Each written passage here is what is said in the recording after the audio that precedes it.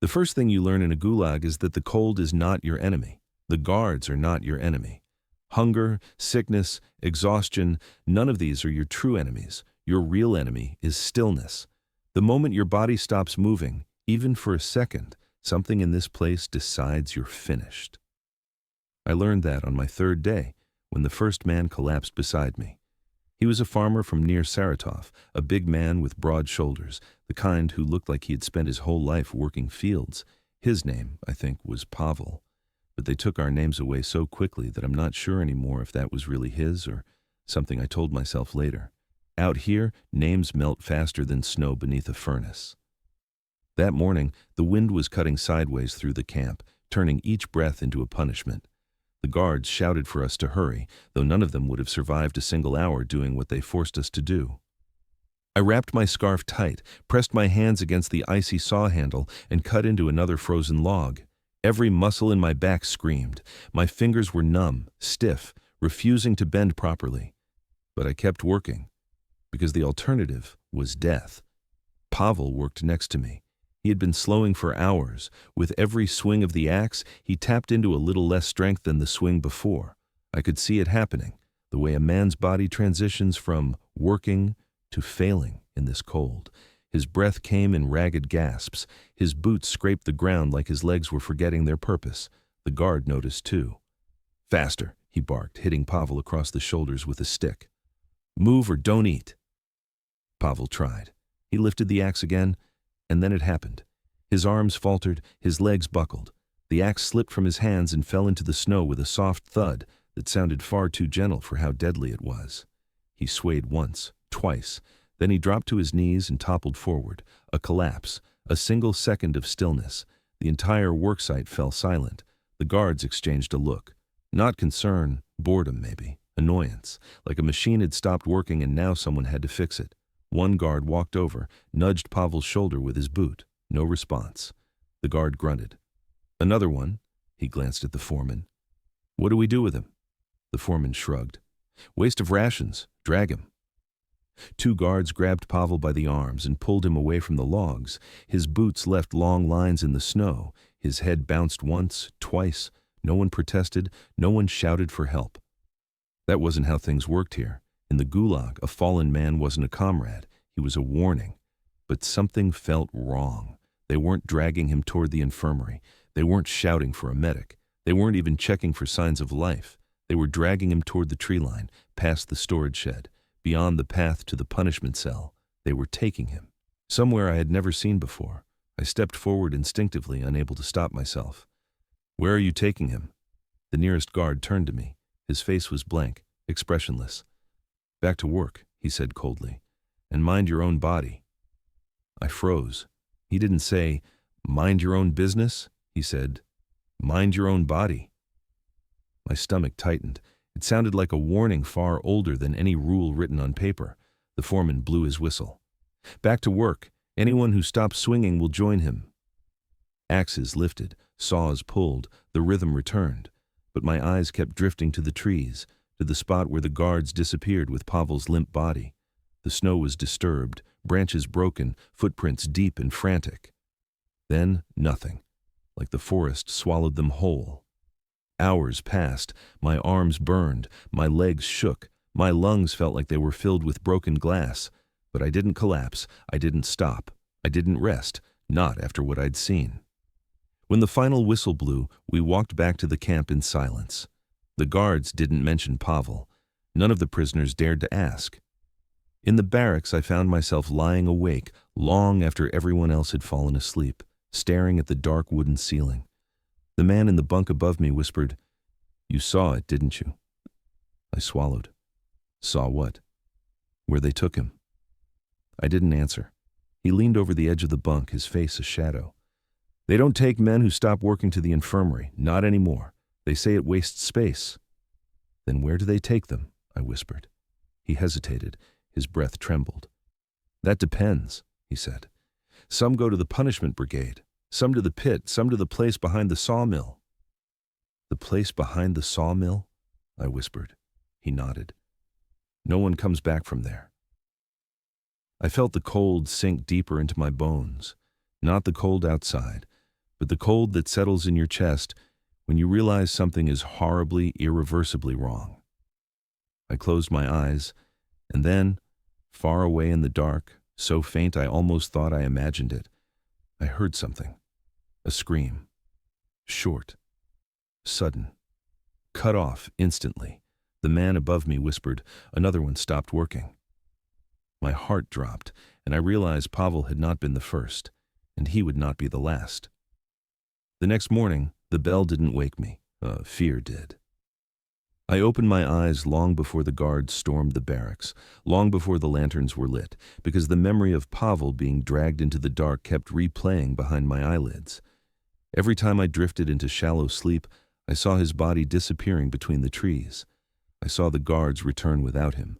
I saw the snow swallow whatever was left. When the guards kicked open the door and shouted for work detail, men scrambled to their feet. No one wanted to be the last one out, not after yesterday. Nobody wanted to be the man who looked slow or tired or weak. Weakness was the only crime. The Gulag punished without hesitation.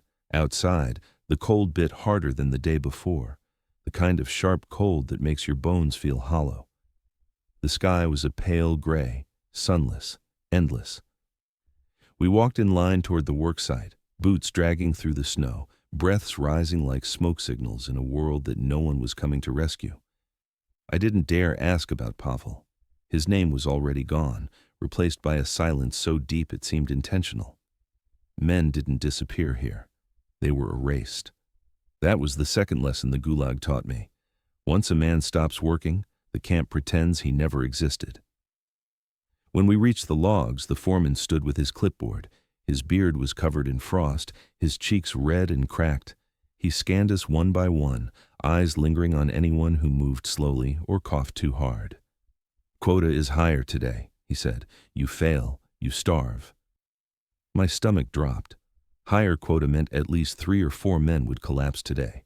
Maybe more. The man beside me, a thin prisoner named Arkady, leaned toward me and whispered, "This is how they do it. They raise quotas until the weak start falling. That's their way of choosing who dies." I looked at him. His cheeks were sunken, his lips cracked. He didn't look far from collapse himself. "Why?" I asked. Arkady gave a humorless smile. "Because the Soviets don't like to kill men with bullets. Too expensive. They'd rather let the cold and hunger do the work." He swung his axe weakly. I saw his hands trembling. I saw his knees shaking. I saw the future taking shape in front of me. Arkady wasn't going to last the day. We worked for hours. No rest, no pause, not even a moment to rub feeling back into our fingers. Every time a man stopped to breathe, even for a second, a guard shouted and struck him across the back. "Move! Faster! Lazy dog!" And always the same threat. "Stop working and you'll be dragged like the others." Like the others. Plural. That word hit me like a blow. How many before Pavel? Around midday, Arkady's swings grew slower. His breaths came out in panicked bursts. His eyes darted left and right like a trapped animal looking for a way out. "I can't," he gasped. "Keep working," I hissed. "Just keep moving. Don't stop." But it was too late. His legs buckled. He dropped to his knees, hands still clutching the axe, body trembling violently. A guard noticed instantly. "Down!" the guard screamed, grabbing Arkady by the collar. Arkady tried to get up. His legs wouldn't respond. He collapsed again, face hitting the snow. Blood splattered from his nose.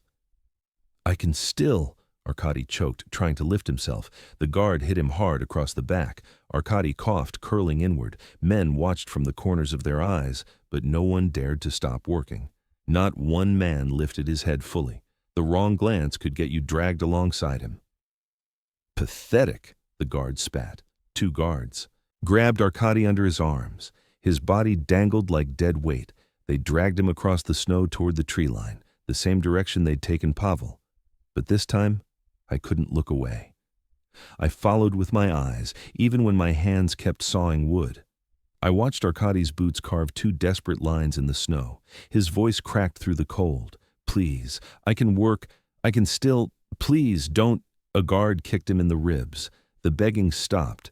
They dragged him behind the same stand of trees. Then disappeared. I didn't see Arkady again, and neither did anyone else, not even his bunkmates. As the sun slipped behind the gray clouds, the whistle finally blew. My arms were numb, my legs stiff, my lungs burning. But I had survived another day. That meant something here, even if it was just another chance to die tomorrow. Back in the camp, the barracks filled with whispers. Men spoke Arkady's name in hushed tones, as if speaking it too loudly would summon the guards. He stopped working. They took him. They always take them. The Soviets don't waste rations. I sat on my bunk, staring at the wooden floor, replaying the moment he collapsed, the way his legs folded, the way his voice cracked, the way the guards didn't hesitate. The man above me leaned down. "You need to understand something," he whispered. "Stopping work isn't just failing. It's choosing death." I shook my head. He didn't choose anything. He couldn't stand. "That's enough for them," he said. "You stop moving, and they decide you're done." He paused. "And you haven't seen the worst of it yet." My stomach twisted. "What's worse than being dragged away?" He lowered his voice to a whisper so faint I almost didn't hear it. "The place they take men who stop working isn't a punishment." He swallowed hard. "It's a sentence." A cold silence fell over the room. Then, a loud knock on the barracks door. A guard's voice thundered, 427B, report immediately, now." My blood went cold. Every man in the room stared at me.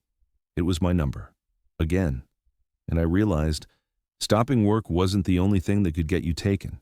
The guard's shout hit me like a blow. My whole body tensed and every pair of eyes in the barracks locked onto me. Some looked away quickly. Looking too long was dangerous. Others stared with a quiet dread, the kind that said, "I hope it's you and not me." In the Gulag, fear made men selfish.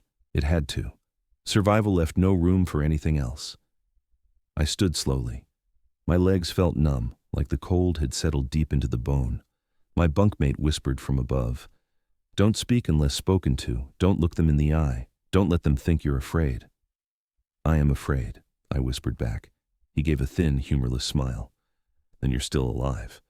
The guard banged on the door again. 427B, move! I stepped into the frozen night. The cold swallowed me instantly, a living thing wrapping claws around my throat. The guard grabbed my arm and shoved me forward. "Commander wants all low-quota workers," he muttered. "You're lucky. Some don't get a meeting first." A meeting. That word did nothing to calm me. It made things worse. We marched across the yard toward a separate wooden building, one we were never allowed to approach. I'd seen it from a distance during my first days, a dark shack with a small chimney and a barred window. Some prisoners whispered about it after lights out. They called it the punishment barrack. The guard opened the door and forced me inside. Heat washed over me, but it wasn't comfort. It was ashes, smoke, wet wool, suffering baked into the walls. The room smelled like sweat and metal and something far heavier, something like despair. Dozens of prisoners were packed inside. All of them looked worse than I felt, skin gray, lips cracked, eyes sunken deeper than anything human. These were the low-quota men, the ones the Gulag had decided were nearly useless, the ones who would be corrected. A guard patrolled the front, pacing like a wolf sizing up livestock. The commandant, a round-faced man with cold, fish-like eyes, stood in the corner flipping through a ledger. He didn't look at us, not once. One prisoner near the front collapsed to his knees. His arms shook violently. "Please," he whispered, "I can work harder tomorrow." The guard kicked him hard in the ribs. "Shut up." The commandant finally spoke. His voice was calm, bored, as if he were reading weather reports. "You are all here because your work output has fallen below acceptable levels." He turned a page. "This camp does not tolerate weakness." He looked up, eyes sweeping across the room. When they met mine, I felt my blood freeze. "If a man stops working," he continued, "he becomes a burden. Burdens do not belong here." A murmur swept through the group. Someone whispered a prayer. Someone else whispered a name. Pavel's. The commandant closed the ledger. "You have one chance. Tomorrow, your quota's double." A gasp went through the room. Double? That was suicide. A guard slammed his rifle butt against the floor. "Silence!" The commandant raised a hand, signaling him to stop. "Tomorrow will decide who stays and who is sent for transfer." Transfer. Every man in the room stiffened. We had all heard of it, but nobody had ever returned from it. The commandant motioned to the guards. Take the ones on the left. The rest go back for now. My heart hammered. I was in the center of the room, neither left nor right, but the prisoners on the left side were dragged forward, begging, screaming, some too weak to resist. They were lined up against the wall. I counted 12 men. The commandant pointed toward the back door. To the brigade, the punishment brigade, the worst work detail in the entire Gulag. The guards marched, the 12 men out into the cold. The door slammed behind them. The barrack fell silent. Then the commandant turned to the rest of us. And as for the others, his eyes narrowed slowly. We have a special assignment. My stomach twisted. He pointed directly at me. You, 427B, step forward. I moved like a man walking toward a firing squad. The guards seized my arms before I could even think. You will join the punishment brigade tomorrow at dawn, the commandant said, and you will show us you can work, or you will show us you cannot. One of the guards leaned close to my ear. I could smell vodka on his breath. You know what happens to men who stop working? He whispered. I couldn't speak. They stop breathing. The commandant snapped his fingers. Dismissed. The guards shoved us all toward the exit. I stumbled outside into the freezing night, lungs burning. Snowflakes drifted lazily from the sky. Somewhere across the yard, a wolf howled. Or maybe it wasn't a wolf. Back at the barracks, men gathered around me, eyes wide. What happened? Someone whispered. Where are they taking you? I opened my mouth, but before I could answer, a guard stormed in, furious. Everyone quiet, he roared. Then he pointed directly at me. You, up! I stood, trembling. You're not going to the brigade yet, he said slowly. The commandant wants you somewhere else first. Where? I whispered. The guard smiled faintly. The cold box. My blood turned to ice. He grabbed my arm. Move. And I realized this wasn't punishment. This was the test before the real punishment. The guard dragged me across the yard like I weighed nothing. His grip bruised my arm, but the cold numbed everything so completely that pain felt distant, like it belonged to another man. Snow crunched under our boots as we passed the barracks, the watchtower, the gates that never opened. The camp looked smaller at night, but somehow more alive. Shadows moving between huts, windows glowing faintly, steam rising from the chimneys like exhausted breath. He didn't say a word as we walked, and neither did I. Talking wouldn't help. Talking never helped. Only movement mattered. Only work kept you breathing. But I wasn't walking toward work. I was walking toward the place where men disappeared long before they died. The cold box. I had seen it only from a distance before. A steel coffin standing upright beside the punishment barrack. Frost grew on it like fur. The hinges were blackened from the heat of countless frozen breaths. It was small enough that a man could barely stand inside, let alone move. Men lasted 1 hour inside on a warm day. This was not a warm day. The guard stopped in front of it and rapped the metal with his knuckles. It made a hollow sound, like tapping the lid of a tomb. Inside, he said. I didn't stop working, I whispered. He smirked. You will after this? He unlocked the frozen latch. The door creaked open, releasing a burst of cold so sharp I had to shield my face. The interior walls were coated in a thick layer of ice. The floor was slick. Every breath I drew felt like it was being stolen by the air itself. I stepped forward because he pushed me. Hard. The metal door slammed behind me the moment my boots touched the frozen floor. The lock clicked. The darkness swallowed me immediately. There was no room to sit, no room to curl up, no room to do anything except stand and shiver. The ceiling was so low my head brushed against it. Ice seeped through my clothes, clinging to my spine like something alive. My breath echoed in the tight space, shaky, shallow, already painful. Minutes passed, or hours. Time didn't behave normally inside that metal coffin. My fingers went numb, then stiff. Then I stopped feeling them at all. I pressed my forehead against the wall, hoping the pain would keep me conscious. It didn't.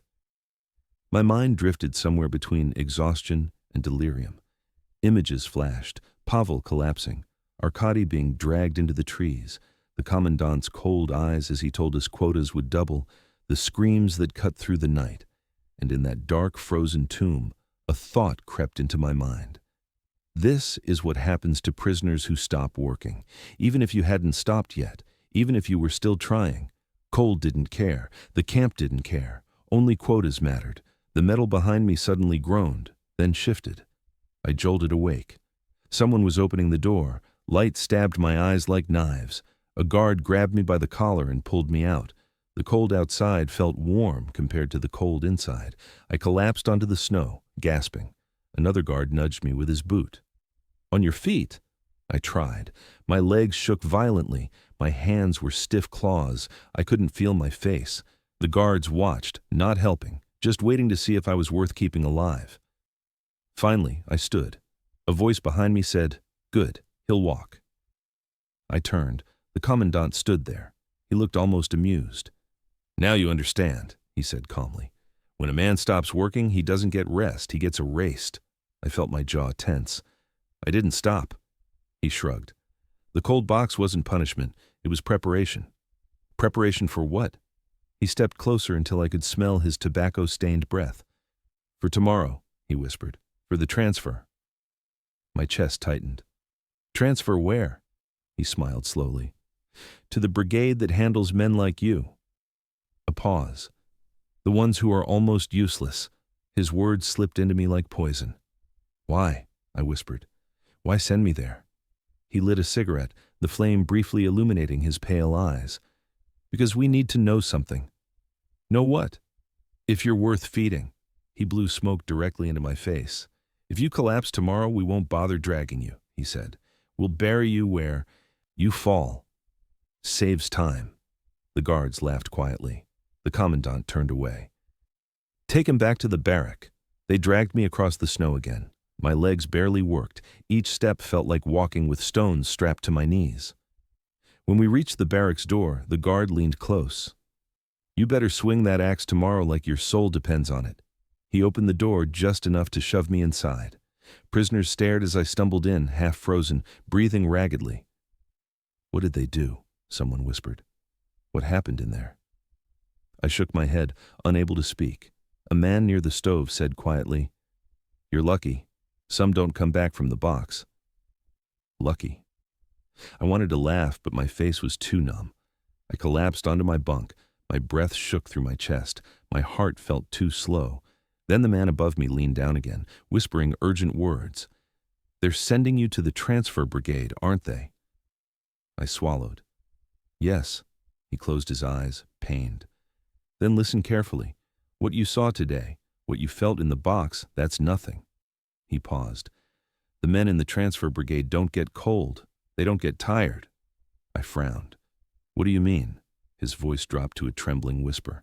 "They don't get cold because they don't live long enough to feel anything." Outside, a whistle blew. Not the work whistle. A sharp, high-pitched scream of metal, the alarm. Something had happened, and everything inside me told me it had to do with the men who stopped working. The alarm tore through the night like a blade. Men jumped from their bunks, some falling, some scrambling, all terrified. Nobody knew what the alarm meant. Not exactly. It wasn't used for fire. It wasn't used for illness. It wasn't even used for escape attempts. In the Gulag, alarms meant one thing only. Something had gone wrong inside the system, and when something went wrong, prisoners paid for it. Guards stormed into the barracks, rifles raised, boots slamming into the wooden floor. "Out! Out! Quickly!" they shouted. No one dared hesitate. We spilled into the freezing night, breath turning into frantic clouds. Snow stung my cheeks like needles, but fear kept me moving. Outside, the yard was chaos, guards running in every direction, lanterns swaying wildly. The commandant shouting orders no one could hear over the wind. Even the dogs were barking, wild, frantic, tails tucked. Something had frightened them, and that alone terrified me more than anything. I stood in line with the others, teeth chattering.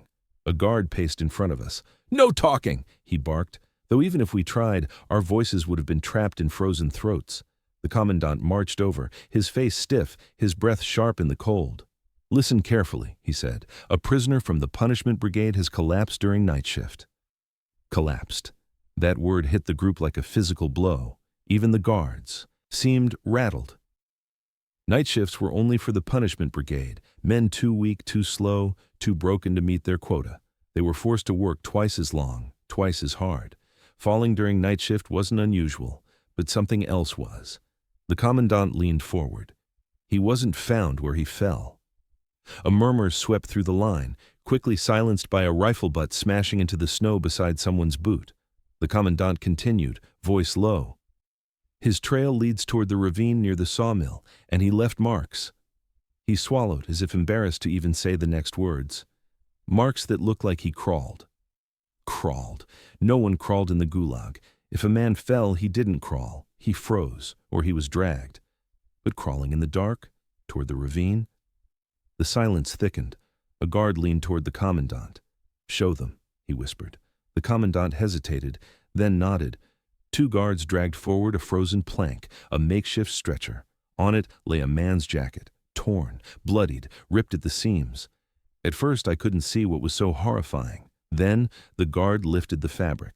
The inside was shredded, not cut, not stabbed, shredded, as if by nails or broken fingers. A man behind me whispered shakily, "Animals?" Another man answered, "No animal does that."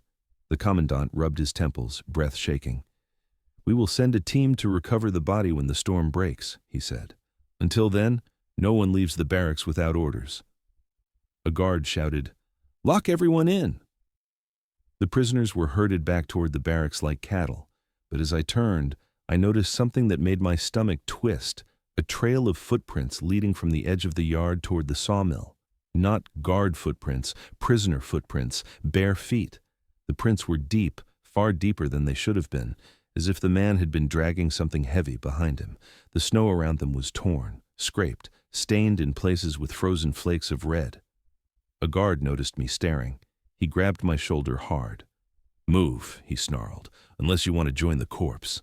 I stumbled into the barrack. The door slammed shut behind us. The wind howled outside like something alive, something angry. Inside, men whispered, "He crawled? Why? What was he running from? What tore his clothes? Why didn't they bring back the body?" The man above me finally leaned down, his face pale. "Now do you understand?" he asked softly. "The punishment brigade isn't a work detail. It's a death line. Once you go there, you don't come back, not like yourself." I stared at him, voice trembling. "They assigned me there, tomorrow." He nodded slowly. "Yes, and now you know exactly what that means." My stomach twisted. "Is this what happens to men who stop working?" I whispered. "No," he said, shaking his head. "Stopping work is just the beginning." I swallowed, hard. "Then what's the end?" He hesitated. His breath trembled. "The end," he whispered, "is when the camp stops pretending you're alive." Before I could respond, something slammed into the outside wall of the barracks, hard. The wood shuddered, men froze, another hit, then another, something scraping along the planks, slow, deliberate. A guard outside shouted, "Who's there?" No answer, only the sound of something dragging itself across the wall, leaving deep grooves in the wood. Then, a voice. A hoarse, broken whisper. "Help! Me!" It was coming from just outside the window. Men gasped. One prisoner grabbed my arm. "That voice!" he stammered. "I know that voice." "Who is it?" I whispered. His face turned gray. "It's the man who crawled away." I felt the air leave my lungs. He wasn't dead, not yet. And he wasn't asking for help. He was asking for something else. The scraping outside grew louder, closer, desperate, and then the window frame began to crack. The window frame groaned as something pressed against it from outside. Wood splintered softly, like bones cracking under a boot. The wind howled around the barrack, but beneath it, beneath the storm, I could hear breathing. Not steady breathing, not human breathing. Wet, ragged, strained. The kind of breath forced through a throat that no longer worked properly. Men backed away from the window, some stumbling, some whispering prayers under their breath. Even the bravest among us trembled. No one dared go near the glass. The guard outside shouted again, but his voice shook now. "Identify yourself. Step into the light." There was no reply, only scraping. Then something else. Something faint but distinct. The sound of nails dragging across the wood. Long nails, broken nails, nails that tore small lines into the planks, leaving thin curls of frozen wood falling to the snow. A prisoner near the stove whispered, "It's him. It's the man from the brigade." I swallowed hard. "He shouldn't be able to stand." "He shouldn't be able to move," another answered. "He crawled through a freezing storm. No one survives that." The man above me murmured, "He didn't survive, that's the problem." Before I could ask what he meant, a violent crash slammed against the window. The glass didn't break. Gulag windows almost never did. But it bent inward from the pressure. Men screamed. A few fell to their knees. Even I stumbled back, heart pounding so hard it felt like it might burst from my chest. The guard outside fired a warning shot into the air. The gunshot cracked through the storm, echoing across the yard. For a moment, everything went quiet. Then, footsteps. Fast, uneven footsteps ran across the snow, right past our wall, right toward the guard. The guard screamed. It wasn't a soldier's scream. It wasn't a disciplined shout. It was pure terror, the kind that comes from seeing something you don't understand, something you cannot fight. We heard the impact. Two bodies slamming into the snow, a struggle, fists hitting flesh, bones cracking, the guard shouting, "Get off! Get off!" Then a gurgling sound. Then silence. The wind swallowed the rest. Men in the barracks stared at one another, white-faced. Someone whispered, "What is happening out there?" Another prisoner answered, "This is what happens to men who stop working." A guard burst through the barrack door, snow pouring in behind him. His face was pale, his rifle trembling in his hands. "Nobody leaves," he shouted. "Nobody approaches the windows. The yard is compromised." The yard is compromised. That wasn't guard language. That was war language. He slammed the door shut and bolted it from the inside. His eyes darted around the room. He looked at us the way a sailor would look at rats trapped in a sinking ship. The man above me leaned down. "He's not trying to keep something out," he whispered. "He's trying to keep us in." I froze. "Why would he? Because if that thing is out there and we scatter," he shook his head slowly, "we die faster." The barrack fell into a tense, waiting silence. The only sounds were the wind and dozens of shallow breaths. Every man stared at the door, waiting for it to shake, for something to hit it, for fingers to scratch against it again. Minutes passed. Then footsteps approached. Slow, heavy footsteps crunching through the snow, coming closer. A guard outside shouted something muffled. Another voice, another guard, yelled back. The footsteps stopped. A long silence followed. Then a knock. A single soft knock on our barrack door. The guard inside jumped. "Who is it? Identify yourself." A voice, weak, broken, trembling, answered from outside. "Help. Please. Open. Cold." The guard lowered his rifle a little. "One of ours," he muttered. "It sounds like Yurov." A prisoner whispered, "Don't open it." The guard ignored him. He approached the door slowly, cautiously. "Yurov, that you? Answer me." "Cold," the voice whispered. "So cold." The guard reached for the latch. "Don't," I said quietly. He glared at me. "Stay silent, prisoner." He lifted the bar. The door creaked open. Snow blew in. And behind it stood a man, or what had once been a man. His face was pale blue, lips cracked, eyes wide and unfocused. Frost clung to his eyelashes. His coat was torn open, his chest exposed to the freezing storm. His arms hung at unnatural angles. His fingers were scraped raw, the nails broken. But he was standing. No man in this cold stood for long without shivering. He wasn't shivering. He stepped inside. The guard backed away slowly, rifle raised. "Yurov, what happened to you?" Yurov's head twitched. Left, right, left again. Then he spoke, but his voice was wrong, like someone else was speaking through a throat full of ice. "I didn't stop working." He took another step. Men screamed. The guard fired. Point blank. The shot hit Yurov in the shoulder. A normal man would have been thrown backward. Yurov only staggered. Then he lunged. The guard fell, screaming, as Yurov descended on him with icy hands. Men fled to the corners, shouting, climbing onto bunks. The guard's cries were drowned beneath a choking, gurgling sound. I stared in horror. Yurov wasn't breathing, not like a living man. He moved with the slow, jerking motions of someone whose muscles fired without permission, someone whose body didn't know it was supposed to be dead. The man above me whispered, voice trembling, "The punishment brigade. They don't come back as prisoners." I swallowed hard. "What do they come back as?" He stared at Yurov, eyes wide in terror. "Proof," he whispered, "proof of what happens when a man stops working." Yurov lifted his head. His dead eyes met mine, and he smiled. Yurov's smile didn't belong on a human face.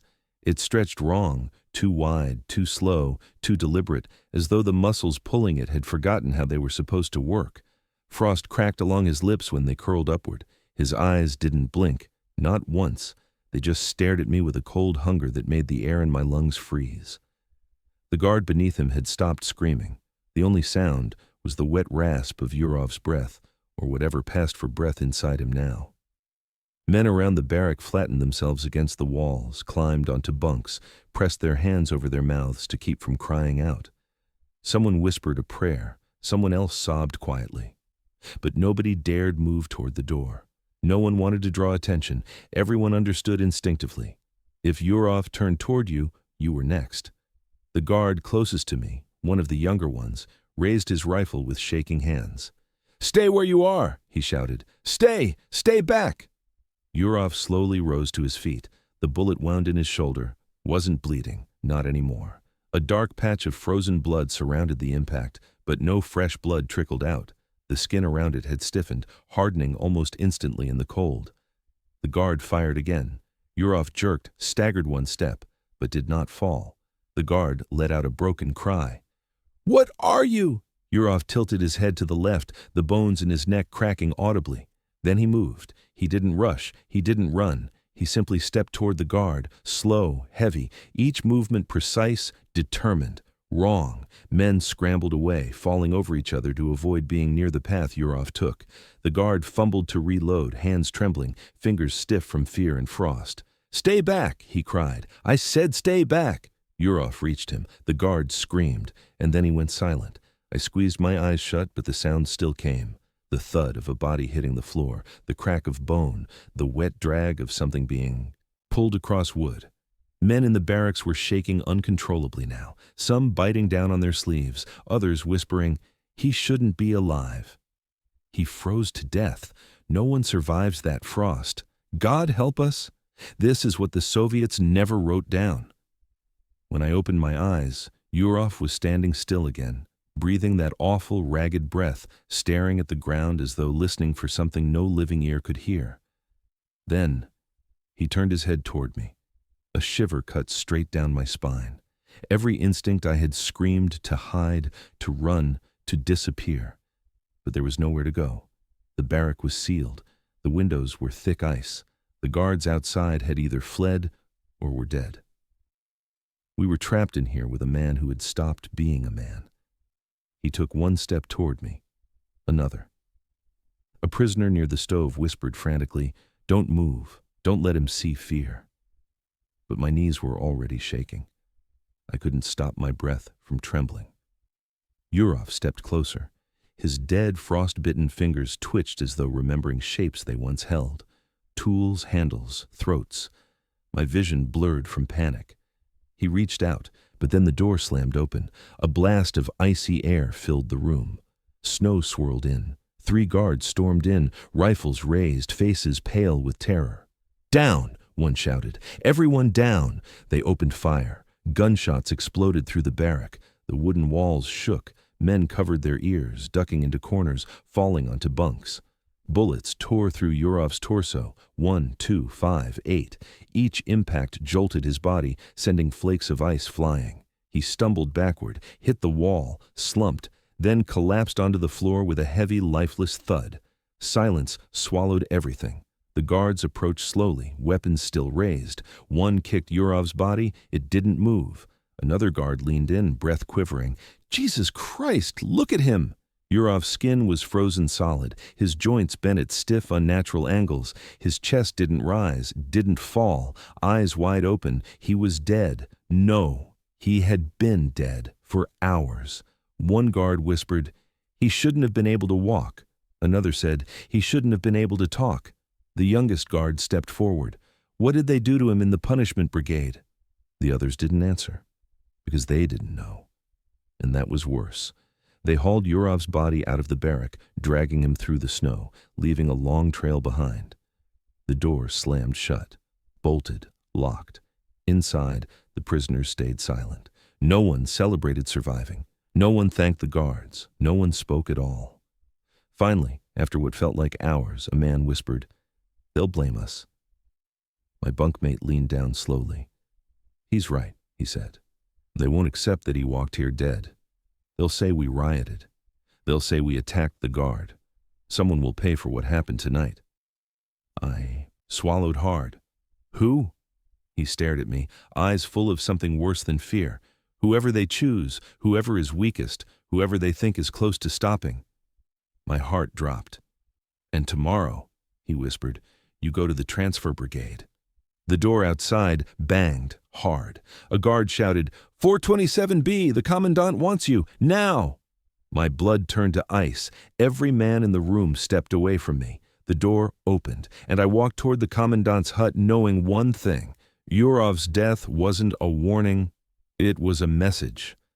The guard marched me across the yard with his rifle pressed against my spine, as though I might suddenly run, as if there was anywhere to run to. The storm had quieted, but the air felt heavier than ever, as if the night itself remembered what had happened in the barracks. Snow whispered under our boots. The watchtower lamps flickered. The dogs in their cages refused to bark. They only whimpered softly. Fear had reached even them. The commandant's hut glowed faintly in the darkness. Smoke seeped from the chimney in thin, weak strands. The guard knocked once, hard, and pushed me inside. The warmth hit me like a slap. The commandant sat behind his desk, rubbing his forehead with trembling fingers. A bottle of vodka sat half empty beside him. His coat was unbuttoned. His hair was damp with sweat. He looked like a man who hadn't slept in days. He didn't look at me. Not at first. "Sit," he muttered. I sat. The guard stayed by the door. His breath was loud, fast, the breath of someone who had witnessed something he would never speak of again. The commandant finally looked up. "You saw it," he said flatly. My throat tightened. "Yes." His eyes narrowed. "Tell me exactly what you saw in the barrack." I hesitated. "Speak," he snapped. I swallowed hard. "Yurov came back." He nodded slowly. "Came back from where?" "From the punishment brigade," I said. "From the ravine." The commandant tapped the table with 2 fingers. "And what was he?" I didn't know the right answer. I wasn't sure there was one. "He was—" I struggled for a word. "Wrong." The commandant leaned forward. "How wrong?" I stared at him. "Dead."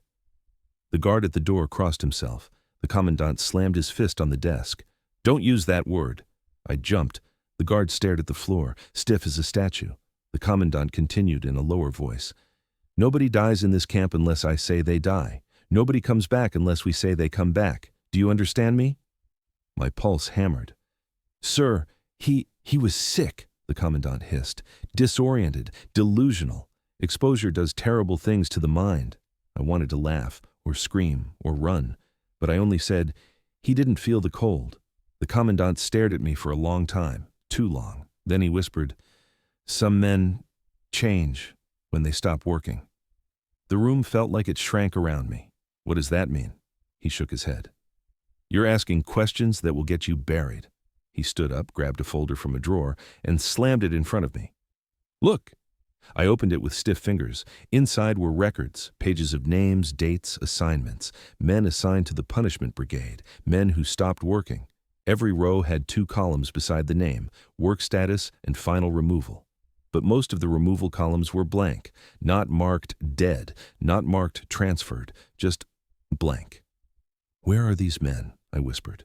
"Gone," the commandant said. "Gone where?" I asked. He didn't answer. He pointed instead to the last sheet in the folder. A fresh entry. My number. 427B status, diminished output. Assignment, punishment brigade, final removal. My stomach twisted. "You wrote this before Yurov returned," I said quietly. He stared at me coldly. "You were always going there. Today just made it official." I tried to breathe, but the air felt thick. He stepped closer, voice dropping to a whisper. "I want you to understand something about this place. He nodded at the frosted window. This camp doesn't survive on work. It survives on order. If men learn they can stop working without consequences, the entire system collapses. I clenched my fists.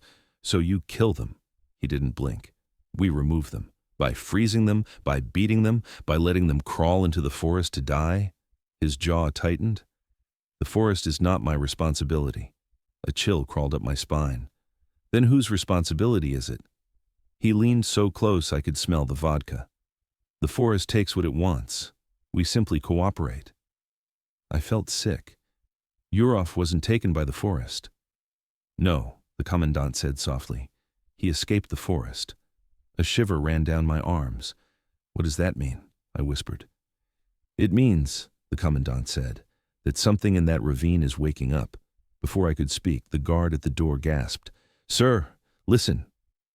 We froze. Outside, a distant scream echoed across the yard, not a human scream, a tearing, hollow, guttural sound.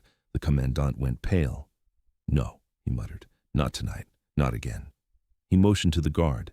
Get the watchtower, lock the gates, sound the... A second scream cut him off, closer. The guard bolted outside. The commandant grabbed his pistol, hands shaking. He looked at me, eyes wide with a fear I had never seen in him. Get under the desk, he ordered. I didn't move. What's happening? He swallowed hard. The punishment brigade, he whispered. Someone else broke. Another scream, even closer. This time it sounded like it came from right outside the hut. The commandant aimed his pistol at the door. The lantern flickered. The doorknob began to turn. Slowly. The doorknob turned with a slow metallic scrape, as if the metal itself resisted the thing on the other side. The commandant raised his pistol with both hands, but even from where I crouched I could see them shaking. The lantern sputtered. Shadows stretched across the walls like long, thin fingers. Don't move, the commandant whispered. I didn't. I couldn't. My breath sat frozen in my chest. The door creaked open an inch, then another. Snow drifted in, catching the lantern light like falling embers, but nothing entered. Just cold air. And then a sound, not a voice, not a breath, something between a groan and a rattle, low, dragged across the throat like gravel. The commandant stepped forward, boots crunching on the frost-covered floor. Who's there? He shouted, voice cracking. Identify yourself! Silence. He pushed the door open with the barrel of his gun. The night stared back. Empty. Black. Still. But the commandant wasn't convinced. He stepped outside, pistol raised, scanning the shadows that clung to the huts. I followed him to the doorway, heart pounding so hard it hurt. The camp was dead quiet. Too quiet. Then I noticed something. Tracks. Strange tracks. Leading away from the hut, they looked like footprints. But wrong. Spread wide, deep, dragging slightly on one side, as if whoever made them wasn't fully balanced, or fully human. The commandant cursed under his breath. Another one broke, he muttered. Another fool who stopped working. I shook my head. This isn't men breaking. He stared at me. Then what is it? I didn't answer, because I didn't have to. A distant shape stumbled across the far end of the yard. A figure. Moving unevenly, like each step required remembering what legs were for. The commandant aimed his pistol. Hey! He shouted. Stop! The figure didn't stop. It didn't even turn. It dragged its foot behind it in the snow, leaving a long trench. The commandant fired. A crack of gunfire tore through the night. The figure jerked, staggered, then kept walking, kept dragging, heading straight toward the punishment barracks. The commandant cursed, lowered his gun, and turned to me. Listen carefully. What happened in your barrack? What did Yurov say? My mouth felt dry. He said he didn't stop working. And he said he was cold. The commandant swallowed. Most men freeze, some change. That's why we send them to the ravine. Isolation stops the sickness. That wasn't sickness, I whispered. He flinched, just a little. They call it exhaustion delirium, but I've seen it before, only in this region, only in the coldest camps. He leaned closer. Men who work past their limits sometimes don't break. They become something else. The shape in the distance disappeared behind the punishment barracks. The commandant grabbed my coat. 427B, listen to me. You're assigned to the brigade at dawn. If you stop working, if you fall, if you freeze, this will happen to you." I stared at him. "Then why send me?" "Because Moscow wants numbers," he snapped. "Because they want work. Because if you survive, you're useful. And if you don't," his voice dropped, "the camp uses what's left." A whistle shrieked across the yard. Guards poured out of their huts, rifles raised, forming a line near the punishment barracks. The commandant sprinted toward them. I followed, legs shaking, lungs burning. Snow kicked up behind us. As we reached the group, I saw the lieutenant kneeling beside something in the snow. A body, or what was left of one. The lieutenant looked pale. "It's Kagan," he whispered, "one of the night shift brigadiers." He pointed to the body with a trembling hand. "Look at him." I wished I hadn't. Kagan's face was frozen in a twisted expression of pure terror. His eyes bulged. His lips were blue, cracked open in a silent scream. His chest looked crushed, as if something heavy had pressed down slowly, steadily, until ribs snapped like twigs. But the worst was his hands. The fingers were torn apart, the nails ripped off, as if he had clawed at something or someone, trying to get away. The lieutenant rose slowly. "Something came out of the ravine," he whispered. The commandant snapped, "Shut up." "It's true," the lieutenant insisted. "Kagan tried to run. Look." He pointed to tracks that led from the ravine to the barracks area, the same tracks we saw earlier, irregular, deep, dragging. "What made those?" I asked in a trembling voice. The lieutenant stared into the dark tree line. "A prisoner," he said, "but not any prisoner." My stomach twisted. "Then what?" He finally looked at me, and his eyes were empty. "A man who stopped working long enough to forget how to die." The commandant barked new orders. "Search the entire camp. No one goes to sleep until the creature is found." Creature. The word slipped out like breath on glass. I stepped back, shaking. Then I felt a hand grab my shoulder. It was one of the guards. His eyes were full of fear and something like pity. "You," he whispered. "You're still assigned to the brigade at dawn." I stared at him. "After this?" He nodded. "Especially after this." My heart sank. "Why?" I whispered. His voice trembled. "Because whatever came out of the ravine, it used to be in your brigade." The wind howled across the camp, lifting snow like ghosts. The guard leaned closer. "And if another one breaks tonight, it'll be you." A scream echoed from the tree line. Close, too close. The search party froze. The lieutenant hissed, "Lights! Quick, get the lights!" But it was too late. A figure stepped out of the darkness, not walking, not running, dragging itself toward us. The guards raised their rifles. The lanterns shook, and then I saw its face and felt every last bit of warmth leave my body, because I recognized it. It was one of the 12 men taken from the punishment barracks. Ours, Ago, still wearing the same coat, still dragging the same wounded leg, still frozen solid, still somehow moving. He lifted his head, saw me, and smiled. He smiled at me the way Yurov had smiled, slow, unnatural, as though the expression was not his own, but something wearing him like clothing, forcing muscles to move in ways they no longer remembered. Frost cracked across his face. His eyes bulged, glassy, reflecting lantern light without actually seeing it. He dragged his foot behind him, leaving a long trench in the snow. The guards didn't wait this time. They fired, all at once, 5 shots, then 7, then 12. Muzzle flashes lit up the night. The air stank of gunpowder and fear. Bullets tore through the prisoner's chest, his arms, his jaw. Each impact jerked his body. Pieces of frozen fabric flew off like brittle shards, but he did not fall. He staggered, twitched, slumped for a second. Then he straightened. The guards panicked. "Keep shooting!" someone screamed. More shots, more impacts. Still the prisoner walked. I stumbled backward, nearly falling onto the ice. The commandant muttered something under his breath, something like a prayer disguised as a curse. Lanterns shook wildly as guards retreated, boots slipping in the snow. The prisoner finally stopped 10 paces from us. His jaw hung open. Frost clung to his gums. Blood from the bullet wounds froze instantly, leaving dark, stiff lines across his chest. And then he spoke. A hoarse, rasping whisper that sounded not like a man, but like wind forcing itself through a broken door. "I didn't stop," the lieutenant screamed. Fall back now!" Guards pulled at the commandant's coat, dragging him away, but the commandant stood rooted to the ground. His eyes were wide, horror twisting his usually stoic face. "This can't happen," he whispered. "This can't. This isn't possible." The prisoner took another step, slow, dragging, wrong. The lieutenant fired point blank into his head. The bullet tore through the skull with a sickening crack. The prisoner jerked violently and fell. He hit the snow with a hollow thud. Silence swept over the camp, vast and suffocating. Guards lowered their rifles. Some collapsed to their knees. Some stared at the sky in disbelief. I stood trembling, breath shaking, unsure whether the cold or terror had taken my legs. Then the lieutenant spoke. "Burn the body." No one argued. Bodies don't burn easily in the Gulag. They freeze too fast. But the guards dragged him to the furnace shed anyway.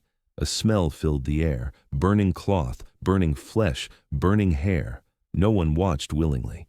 But nobody turned away either. Inside the shed, the fire cracked loudly, sparks jumping like fleeing insects. The air warmed, but it felt wrong. The prisoner's body twitched once, maybe from the heat, maybe from something else, and then it collapsed entirely, curling inward as flames consumed him. The lieutenant exhaled, shakily. "It's done." The commandant shook his head. "No, it's not." He turned toward me.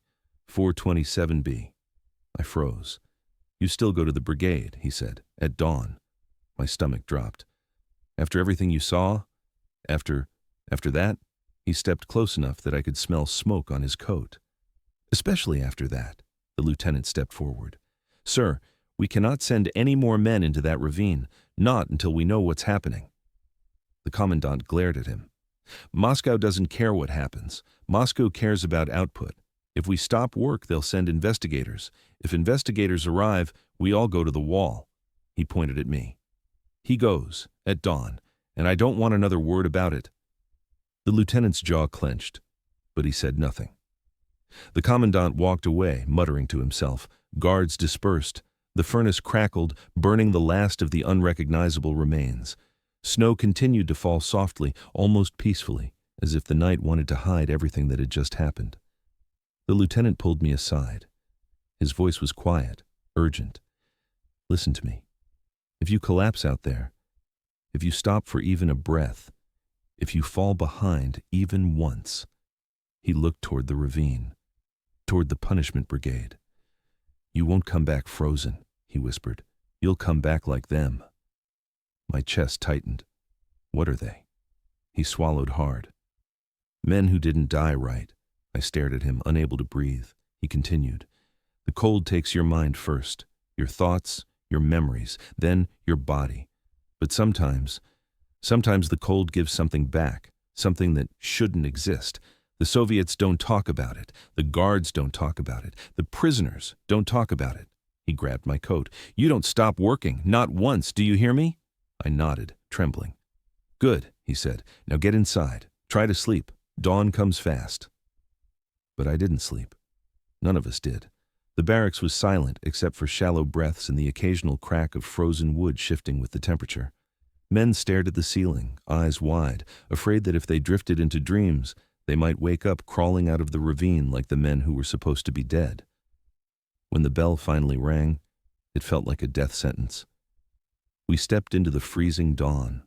The punishment brigade waited. The ravine waited. And as I walked forward, snow crunching softly under my boots, the truth settled in my bones like ice. This is what happens to prisoners who stop working. You don't just die. You become part of the camp, part of the cold, part of the thing the forest won't let go.